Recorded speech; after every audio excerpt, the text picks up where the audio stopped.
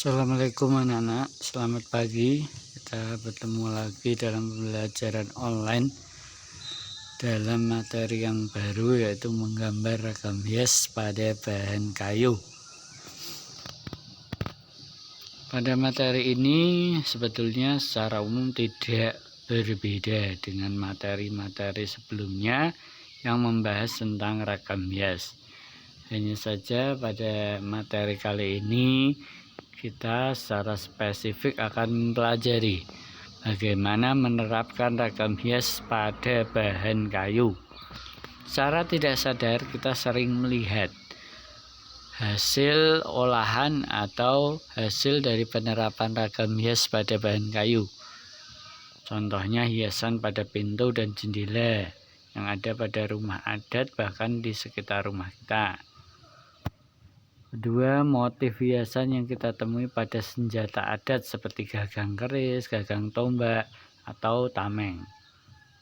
Kemudian penggambaran karakter atau tokoh wayang pada topeng dari kayu. Dan yang terakhir, motif ukiran pada perabotan rumah semacam meja, almari, atau kursi yang sering kita pakai. Tentu kalian sering melihat ada motif hiasan atau ukiran. Pengertian penerapan ragam hias dapat kita ketahui dari itu semua, bahwa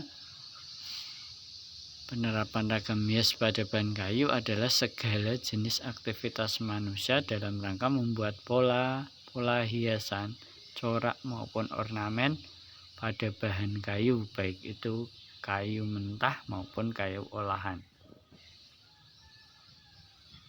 Jenis ragam hias pada bahan kayu berdasarkan objeknya tentu kita sudah tahu ada 4. Pertama, flora, fauna, figuratif, dan geometris. Hanya saja hasil dari penerapannya memang cukup berbeda dari penerapan ragam hias pada bahan kain. Nah, di setiap daerah hampir memiliki ciri khas tertentu dalam penerapan motif ragam hias, terutama di atas permukaan kayu. Bisa kalian perhatikan dari contoh-contoh gambar berikut ini. Yang pertama adalah ragam hias kayu dari Kalimantan. Di situ kalian lihat motif-motifnya secara umum dapat kita ketahui bahwa itu bertema flora, ya, dengan warna kuning dan putih. Sementara dari Bali kita tahu, ya, yaitu berbentuk semacam karya 3 dimensi yang menyerupai wajah-wajah dari karakter wayang, entah itu wajah dari raksasa atau Buddha ataupun wajah dari kelompok lakon dalam pewayangan.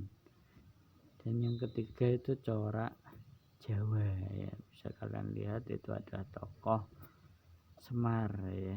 Dari 3 contoh ini masing-masing memiliki perbedaan tema. Ini yang dari Kalimantan menggunakan tema flora, yang dari Bali menggunakan tema fauna, dan yang dari Jawa menggunakan tema figuratif. Nah, berikut adalah jenis bahan kayu. Yang pertama adalah bahan kayu mentah. Adalah jenis bahan kayu yang belum melalui proses pengolahan lebih lanjut selain proses penggergajian dan pengamplasan. Contoh jenis bahan ini seperti potongan balok kayu, papan kayu, dan bambu. Yang kedua adalah bahan kayu olahan. Adalah semua jenis bahan kayu yang telah melalui proses lanjutan seperti proses pengeliman, pengovenan yang dilakukan di skala industri maupun rumahan. Contoh bahan ini adalah triplek, plywood ataupun MDF yang berasal dari serbuk kayu.